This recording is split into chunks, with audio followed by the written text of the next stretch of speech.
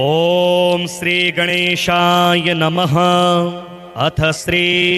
सूर्यवरद स्तोत्र विनियोगः। ओम अस्य श्री सूर्याष्टोत्तर शतनाम स्तोत्र महामन्त्रस्य ब्रह्मा ऋषिः अनुष्टुप् छन्दः। श्री सूर्यनारायणो देवता राम बीजं ह्रीं शक्तिः रों कीलकं। श्री सूर्यनारायण देवता प्रसाद सिद्ध्यर्थे जपे विनियोगः। अथ ध्यान सुरगणपितृयक्षसेवितं यसुरनिशाचर सिद्धवन्दितं वरकनकहुताशनप्रभं प्रणिपतितोऽस्मि हिताय भास्करं। सूर्योर्यमा भगवस्त्वष्टा पूषार्कः सविता रविः गभस्तिमानजः कालो मृत्युर्धाता प्रजापतिः।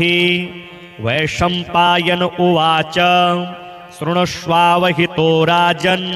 शुचिर्भूत्वा समाहितः। क्षणं च कुरु राजेन्द्र गुह्यं वक्ष्यामि ते हितं। धौम्येन तु यथा प्रोक्तं पार्थाय सुमहात्मने नाम्नामष्टोत्तरं पुण्यं शतं तच्छृणु भूपते। ओम सूर्योर्यमा भगस्त्वष्टा पूषार्कः सविता रविः गभस्तिमानजः कालो मृत्युर्धाता प्रभाकरः। पृथिव्यापश्च तेजश्च खं वायुश्च परायणः। सोमो बृहस्पतिः शुक्रो बुधोऽङ्गारक एव च। इन्द्रो विवस्वान् दीप्तांशुः शुचिः शौरिः शनैश्चर। ब्रह्मा विष्णुश्च रुद्रश्च स्कन्दो वैश्रवणो यमः। वैद्युतो जाठरश्चाग्नि रेन्दनस्तेजसां पतिः। धर्मध्वजो वेदकर्ता वेदांगो वेदवाहनः। कृतं त्रेता द्वापरश्च कलिः सर्वामराश्रयः। कलाकाष्ठा मुहूर्ताश्च पक्ष्यामासा ऋतुस्तथा। समवत्सरकरो स्वत्थः कालचक्रो विभावसुः।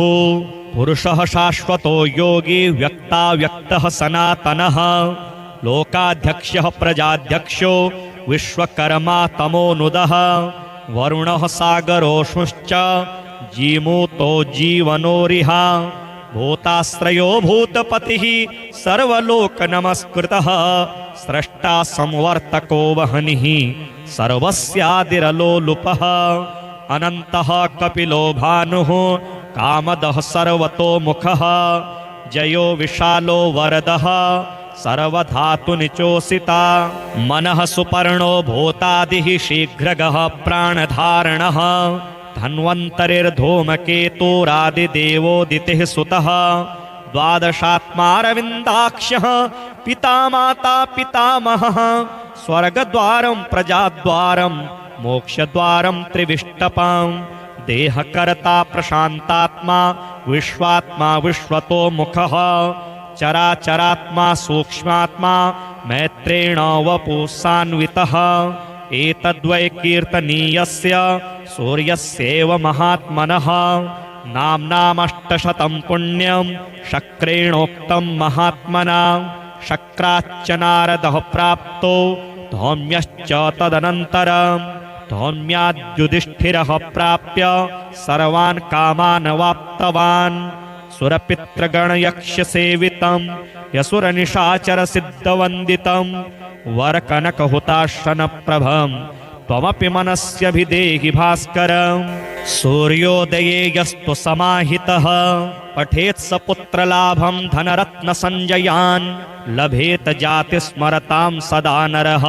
स्मृतिं च मेधां च स विन्दते पराम्। इममस्तवं देववरस्य यो नरः प्रकीर्तयेच्छुचिसुमनाः समाहितः। विमुञ्चते शोकदवाग्निसागरान्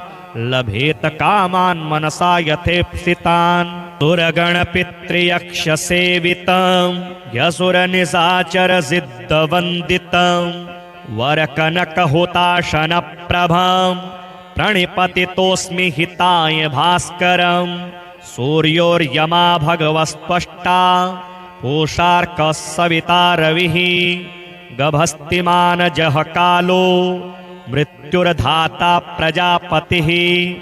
वैशम्पायन उवाच शृणुष्वावहितो राजन् शुचिर्भूत्वा समाहितः क्षणं च कुरु राजेन्द्र गुह्यं वक्ष्यामि ते हितं धौम्येन तु यथा प्रोक्तं पार्थाय सुमहात्मने नाम्नामष्टोत्तरं पुण्यं शतं तच्छृणु भूपते ॐ सूर्योर्यमा भगस्त्वष्टा पूषार्कः सविता रविः गभस्तिमानजः कालो मृत्युर्धाता प्रभाकरः पृथिव्यापश्च तेजश्च खं वायुश्च परायण सोमो बृहस्पतिः शुक्रो बुधोऽङ्गारक एव च इन्द्रो विवस्वान् दीप्तांशुः शुचिः शौरिः शनैश्चर ब्रह्मा विष्णुश्च रुद्रश्च स्कन्दो वैश्रवणो यमः वैद्युतो जाठरश्चाग्नि रेन्दनस्तेजसां पतिः धर्मध्वजो वेदकर्ता वेदांगो वेदवाहनः कृतं त्रेता द्वापरश्च कलिः सर्वामराश्रयः कलाकाष्ठा मुहूर्ताश्च पक्ष्यामासा ऋतुस्तथा समवत्सरकरो स्वत्थः कालचक्रो विभावसुः पुरुषः शाश्वतो योगी व्यक्ताव्यक्तः सनातनः लोकाध्यक्षः प्रजाध्यक्षो विश्वकर्मा तमोनुदः वरुणः सागरोषुश्च जीमूतो जीवनोरिह भूताश्रयो भूतपतिः सर्वलोकनमस्कृतः स्रष्टा संवर्तको वहनिः सर्वस्यादिरलोलुपः अनन्तः कपिलो भानुः कामदः सर्वतोमुखः जयो विशालो वरदः सर्वधातुनिचोषिता मनः सुपर्णो भूतादिः शीघ्रगः प्राणधारणः धन्वन्तरिर्धूमकेतुरादिदेवोदितिः सुतः द्वादशात्मारविन्दाक्षः पिता माता पितामहः स्वर्गद्वारं प्रजाद्वारं मोक्षद्वारं त्रिविष्टपं देहकर्ता प्रशान्तात्मा विश्वात्मा विश्वतोमुखः चराचरात्मा सूक्ष्मात्मा मैत्रेण वपुसान्वितः एतद्वै कीर्तनीयस्य सूर्यस्यैव महात्मनः नाम्नामष्टशतं पुण्यं शक्रेणोक्तं महात्मना शक्राच्च नारदः प्राप्तो धौम्यश्च तदनन्तरं धौम्याद्युधिष्ठिरः प्राप्य सर्वान् कामान् वाप्तवान् सुरपितृगणयक्षसेवितं यसुरनिशाचरसिद्धवन्दितं वरकनकहुताशनप्रभं त्वमपि मनस्यभिदेहि भास्करम् सूर्योदये यस्तु समाहितः पठेत् स पुत्रलाभं धनरत्नसञ्जयान् लभेत जातिस्मरतां सदा नरः स्मृतिं च मेधां च स विन्दते पराम् इममस्तवं देववरस्य यो नरः प्रकीर्तयेच्छुचिसुमनाः समाहितः विमुञ्चते शोकदवाग्निसागरान् लभेत कामान् मनसा यथेप्सितान् सुरगणपितृयक्षसेवितं यसुरनिशाचरसिद्धवन्दितं वरकनकहुताशनप्रभं प्रणिपतितोऽस्मि हिताय भास्करं सूर्योर्यमा भगवस्त्वष्टा पूषार्कः सविता रविः गभस्तिमानजः कालो मृत्युर्धाता प्रजापतिः वैशम्पायन उवाच शृणुष्वावहितो राजन् शुचिर्भूत्वा समाहितः क्षणं च कुरु राजेन्द्र गुह्यं वक्ष्यामि ते हितं धौम्येन तु यथा प्रोक्तं पार्थाय सुमहात्मने नाम्नामष्टोत्तरं पुण्यं शतं तच्छृणु भूपते ॐ सूर्योर्यमा भगस्त्वष्टा पूषार्कः सविता रविः गभस्तिमानजः कालो मृत्युर्धाता प्रभाकरः पृथिव्यापश्च तेजश्च खं वायुश्च परायण सोमो बृहस्पतिः शुक्रो बुधोऽङ्गारक एव च इन्द्रो विवस्वान् दीप्तांशुः शुचिः शौरिः शनैश्चर ब्रह्मा विष्णुश्च रुद्रश्च स्कन्दो वैश्रवणो यमः वैद्युतो जाठरश्चाग्नि रेन्दनस्तेजसां पतिः धर्मध्वजो वेदकर्ता वेदाङ्गो वेदवाहनः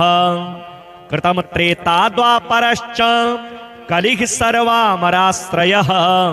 कलाकाष्ठा मुहूर्ताश्च पक्ष्यामासा ऋतुस्तथा समवत्सरकरोऽस्वत्थः कालचक्रो विभावसुः पुरुषः शाश्वतो योगी व्यक्ताव्यक्तः सनातनः लोकाध्यक्षः प्रजाध्यक्षो विश्वकर्मा तमोनुदः वरुणः सागरोऽश्वश्च जीमूतो जीवनोरिह भूताश्रयो भूतपतिः सर्वलोकनमस्कृतः स्रष्टा संवर्तको वहनिः सर्वस्यादिरलोलुपः अनन्तः कपिलो भानुः कामदः सर्वतोमुखः जयो विशालो वरदः सर्वधातुनिचोषिता मनः सुपर्णो भूतादिः शीघ्रगः प्राणधारणः धन्वन्तरिर्धूमकेतुरादिदेवोदितिः सुतः द्वादशात्मारविन्दाक्षः पितामाता पितामहः स्वर्गद्वारं प्रजाद्वारं मोक्षद्वारं त्रिविष्टपं देहकर्ता प्रशान्तात्मा विश्वात्मा विश्वतोमुखः चराचरात्मा सूक्ष्मात्मा मैत्रेण वपुसान्वितः एतद्वै कीर्तनीयस्य सूर्यस्यैव महात्मनः नाम्नामष्टशतं पुण्यं शक्रेणोक्तं महात्मना शक्राच्च नारदः प्राप्तो धौम्यश्च तदनन्तरं धौम्याद्युधिष्ठिरः प्राप्य सर्वान् कामान् वाप्तवान् सुरपितृगणयक्षसेवितं यसुरनिशाचरसिद्धवन्दितं वरकनकहुताशनप्रभं त्वमपि मनस्यभिदेहि भास्करं सूर्योदये यस्तु समाहितः पठेत् स पुत्रलाभं धनरत्नसञ्जयान् लभेत जातिस्मरतां सदा नरः स्मृतिं च मेधां च स विन्दते पराम् इममस्तवं देववरस्य यो नरः प्रकीर्तयेच्छुचिसुमनाः समाहितः विमुञ्चते शोकदवाग्निसागरान् लभेत कामान् मनसा यथेप्सितान् सुरगणपितृयक्षसेवितं यसुरनिशाचरसिद्धवन्दितं वरकनकहुताशनप्रभं प्रणिपतितोऽस्मि हिताय भास्करं सूर्योर्यमा भगवस्त्वष्टा पूषार्कः सविता रविः गभस्तिमानजः कालो मृत्युर्धाता प्रजापतिः वैशम्पायन उवाच शृणुष्वावहितो राजन् शुचिर्भूत्वा समाहितः क्षणं च कुरु राजेन्द्र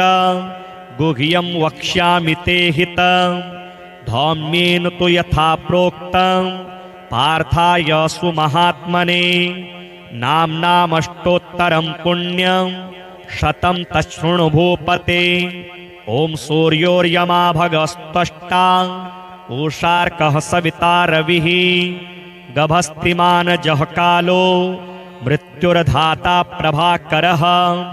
पृथिव्यापश्च तेजश्च खं वायुश्च परायण सोमो बृहस्पतिः शुक्रो बुधोऽङ्गारक एव च इन्द्रो विवस्वान् दीप्तांशुः शुचिः शौरिः शनैश्चर ब्रह्मा विष्णुश्च रुद्रश्च स्कन्दो वैश्रवणो यमः वैद्युतो जाठरश्चाग्नि रेन्दनस्तेजसां पतिः धर्मध्वजो वेदकर्ता वेदाङ्गो वेदवाहनः कृतं त्रेता द्वापरश्च कलिः सर्वामराश्रयः कलाकाष्ठा मुहूर्ताश्च पक्ष्यामासा ऋतुस्तथा समवत्सरकरोऽस्वत्थः कालचक्रो विभावसुः पुरुषः शाश्वतो योगी व्यक्ताव्यक्तः सनातनः लोकाध्यक्षः प्रजाध्यक्षो विश्वकर्मा तमोनुदः वरुणः सागरोऽश्नुश्च जीमूतो जीवनोरिहा भूताश्रयो भूतपतिः सर्वलोकनमस्कृतः स्रष्टा संवर्तको वह्निः सर्वस्यादिरलोलुपः अनन्तः कपिलो भानुः कामदः सर्वतोमुखः जयो विशालो वरदः सर्वधातुनिचोषिता मनः सुपर्णो भूतादिः शीघ्रगः प्राणधारणः धन्वन्तरिर्धूमकेतुरादिदेवोदितिः सुतः द्वादशात्मारविन्दाक्षः पिता माता पितामहः स्वर्गद्वारं प्रजाद्वारं मोक्षद्वारं त्रिविष्टपं देहकर्ता प्रशान्तात्मा विश्वात्मा विश्वतोमुखः चराचरात्मा सूक्ष्मात्मा मैत्रेण वपुसान्वितः एतद्वै कीर्तनीयस्य सूर्यस्यैव महात्मनः नाम्नामष्टशतं पुण्यं शक्रेणोक्तं महात्मना शक्राच्च नारदः प्राप्तो धौम्यश्च तदनन्तरं धौम्याद्युधिष्ठिरः प्राप्य सर्वान् कामान् वाप्तवान् सुरपितृगणयक्षसेवितं यसुरनिशाचरसिद्धवन्दितं वरकनकहुताशनप्रभं त्वमपि मनस्यभिदेहि भास्करम् सूर्योदये यस्तु समाहितः पठेत् स पुत्रलाभं धनरत्नसञ्जयान् लभेत जातिस्मरतां सदा नरः स्मृतिं च मेधां च स विन्दते पराम् इममस्तवं देववरस्य यो नरः प्रकीर्तयेच्छुचिसुमनाः समाहितः विमुञ्चते शोकदवाग्निसागरान् लभेत कामान् मनसा यथेप्सितान् सुरगणपितृयक्षसेवितं यसुरनिशाचरसिद्धवन्दितं वरकनकहुताशनप्रभं प्रणिपतितोऽस्मि हिताय भास्करं सूर्योर्यमा भगवस्त्वष्टा पूषार्कः सविता रविः गभस्तिमानजः कालो मृत्युर्धाता प्रजापतिः वैशम्पायन उवाच शृणुष्वावहितो राजन् शुचिर्भूत्वा समाहितः क्षणं च कुरु राजेन्द्र गुह्यं वक्ष्यामि ते हितं धौम्येन तु यथा प्रोक्तं पार्थाय सुमहात्मने नाम्नामष्टोत्तरं पुण्यं शतं तच्छृणु भूपते ॐ सूर्योर्यमा भगस्त्वष्टा पूषार्कः सविता रविः गभस्तिमानजः कालो मृत्युर्धाता प्रभाकरः पृथिव्यापश्च तेजश्च खं वायुश्च परायण सोमो बृहस्पतिः शुक्रो बुधोऽङ्गारक एव च इन्द्रो विवस्वान् दीप्तांशुः शुचिः शौरिः शनैश्चर ब्रह्मा विष्णुश्च रुद्रश्च स्कन्दो वैश्रवणो यमः वैद्युतो जाठरश्चाग्नि रेन्दनस्तेजसां पतिः धर्मध्वजो वेदकर्ता वेदाङ्गो वेदवाहनः कृतं त्रेता द्वापरश्च कलिः सर्वामराश्रयः कलाकाष्ठा मुहूर्ताश्च पक्ष्यामासा ऋतुस्तथा समवत्सरकरोऽस्वत्थः कालचक्रो विभावसुः पुरुषः शाश्वतो योगी व्यक्ताव्यक्तः सनातनः लोकाध्यक्षः प्रजाध्यक्षो विश्वकर्मा तमोनुदः वरुणः सागरोऽश्नुश्च जीमूतो जीवनोरिहा भूताश्रयो भूतपतिः सर्वलोकनमस्कृतः स्रष्टा संवर्तको वह्निः सर्वस्यादिरलोलुपः अनन्तः कपिलो भानुः कामदः सर्वतोमुखः जयो विशालो वरदः सर्वधातुनिचोषिता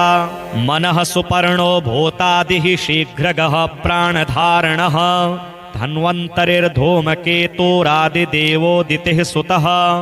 द्वादशात्मारविन्दाक्ष्यः पिता माता पितामहः स्वर्गद्वारं प्रजाद्वारं मोक्षद्वारं त्रिविष्टपां देहकर्ता प्रशान्तात्मा विश्वात्मा विश्वतो मुखः चराचरात्मा सूक्ष्मात्मा मैत्रेण वपुसान्वितः एतद्वै कीर्तनीयस्य सूर्यस्यैव महात्मनः नाम्नामष्टशतं पुण्यं शक्रेणोक्तं महात्मना शक्राच्च नारदः प्राप्तो धौम्यश्च तदनन्तरं धौम्याद्युधिष्ठिरः प्राप्य सर्वान् कामान् वाप्तवान् सुरपितृगणयक्षसेवितं यसुरनिशाचरसिद्धवन्दितं वरकनकहुताशनप्रभं त्वमपि मनस्यभिदेहि भास्करम् सूर्योदये यस्तु समाहितः पठेत् स पुत्रलाभं धनरत्नसञ्जयान् लभेत जातिस्मरतां सदा नरः स्मृतिं च मेधां च स विन्दते पराम् इममस्तवं देववरस्य यो नरः प्रकीर्तयेच्छुचिसुमनाः समाहितः विमुञ्चते शोकदवाग्निसागरान् लभेत कामान् मनसा यथेप्सितान् सुरगणपितृयक्षसेवितं यसुरनिशाचरसिद्धवन्दितं वरकनकहुताशनप्रभं प्रणिपतितोऽस्मि हिताय भास्करं सूर्योर्यमा भगवस्त्वष्टा पूषार्कः सविता रविः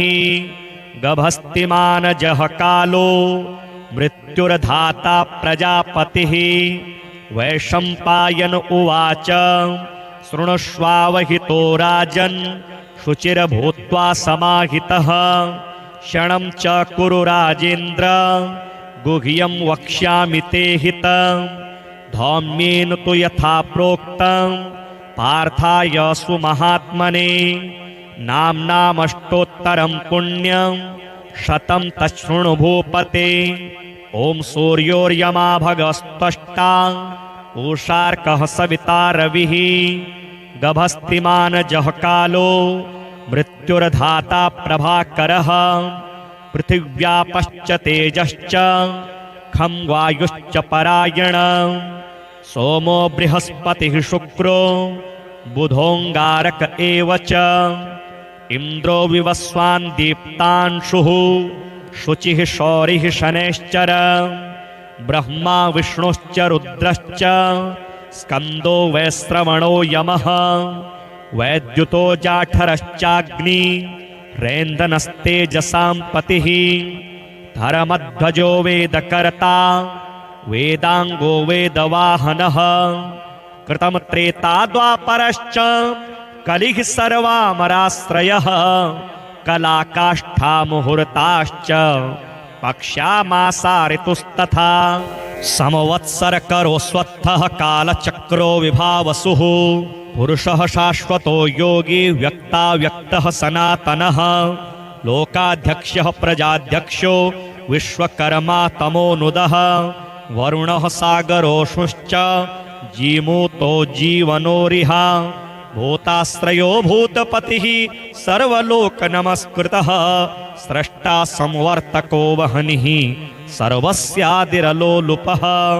अनन्तः कपिलो भानुः कामदः सर्वतोमुखः जयो विशालो वरदः सर्वधातुनिचोषिता मनः सुपर्णो भूतादिः शीघ्रगः प्राणधारणः धन्वन्तरिर्धूमकेतुरादिदेवोदितिः सुतः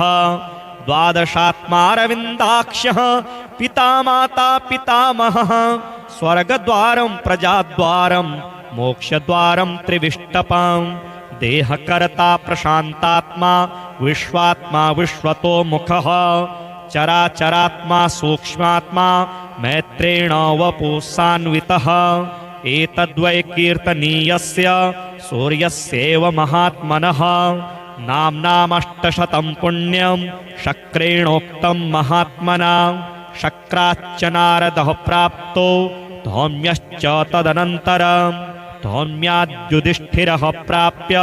सर्वान् कामान् वाप्तवान् सुरपितृगणयक्षसेवितं यसुरनिशाचरसिद्धवन्दितं वरकनकहुताशनप्रभं त्वमपि मनस्यभिदेहि भास्करम् सूर्योदये यस्तु समाहितः पठेत् स पुत्रलाभं धनरत्नसञ्जयान् लभेत जातिस्मरतां सदा नरः स्मृतिं च मेधां च स विन्दते पराम् इममस्तवं देववरस्य यो नरः प्रकीर्तयेच्छुचिसुमनाः समाहितः विमुञ्चते शोकद्रवाग्निसागरान्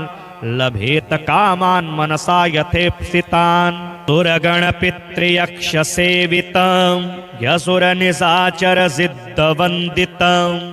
वरकनकहुताशनप्रभं प्रणिपतितोऽस्मि हिताय भास्करं सूर्योर्यमा भगवस्त्वष्टा पूषार्कः सविता रविः गभस्तिमानजः कालो मृत्युर्धाता प्रजापतिः वैशम्पायन उवाच शृणुष्वावहितो राजन् शुचिर्भूत्वा समाहितः क्षणं च कुरु राजेन्द्र गुह्यं वक्ष्यामि ते हितं धौम्येन तु यथा प्रोक्तं पार्थाय सुमहात्मने नाम्नामष्टोत्तरं पुण्यं शतं तच्छृणु भूपते ॐ सूर्योर्यमा भगस्त्वष्टा पूषार्कः सविता रविः गभस्तिमानजः कालो मृत्युर्धाता प्रभाकरः पृथिव्यापश्च तेजश्च खं वायुश्च परायण सोमो बृहस्पतिः शुक्रो बुधोऽङ्गारक एव च इन्द्रो विवस्वान् दीप्तांशुः शुचिः शौरिः शनैश्चर ब्रह्मा विष्णुश्च रुद्रश्च स्कन्दो वैश्रवणो यमः वैद्युतो जाठरश्चाग्नि रेन्दनस्तेजसां पतिः धर्मध्वजो वेदकर्ता वेदाङ्गो वेदवाहनः कृतं त्रेता द्वापरश्च कलिः सर्वामराश्रयः कलाकाष्ठा मुहूर्ताश्च पक्ष्यामासा ऋतुस्तथा समवत्सरकरो स्वत्थः कालचक्रो विभावसुः पुरुषः शाश्वतो योगी व्यक्ताव्यक्तः सनातनः लोकाध्यक्षः प्रजाध्यक्षो विश्वकर्मा तमोनुदः वरुणः सागरोष्णुश्च जीमूतो जीवनोरिह भूताश्रयो भूतपतिः सर्वलोकनमस्कृतः स्रष्टा संवर्तको वह्निः सर्वस्यादिरलोलुपः अनन्तः कपिलो भानुः कामदः सर्वतोमुखः जयो विशालो वरदः सर्वधातुनिचोषिता मनः सुपर्णो भूतादिः शीघ्रगः प्राणधारणः धन्वन्तरिर्धूमकेतुरादिदेवोदितिः सुतः द्वादशात्मारविन्दाक्षः पिता माता पितामहः स्वर्गद्वारं प्रजाद्वारं मोक्षद्वारं त्रिविष्टपं देहकर्ता प्रशान्तात्मा विश्वात्मा विश्वतोमुखः चराचरात्मा सूक्ष्मात्मा मैत्रेण वपुसान्वितः एतद्वै कीर्तनीयस्य सूर्यस्यैव महात्मनः नाम्नामष्टशतं पुण्यं शक्रेणोक्तं महात्मना शक्राच्च नारदः प्राप्तो धौम्यश्च तदनन्तरं धौम्याद्युधिष्ठिरः प्राप्य सर्वान् कामान् वाप्तवान् सुरपितृगणयक्षसेवितं यसुरनिशाचरसिद्धवन्दितं वरकनकहुताशनप्रभं त्वमपि मनस्यभिदेहि भास्करम् सूर्योदये यस्तु समाहितः पठेत् स पुत्रलाभं धनरत्नसञ्जयान् लभेत जातिस्मरतां सदा नरः स्मृतिं च मेधां च स विन्दते पराम् इममस्तवं देववरस्य यो नरः प्रकीर्तयेच्छुचिसुमनाः समाहितः विमुञ्चते शोकद्रवाग्निसागरान् लभेत कामान् मनसा यथेप्सितान्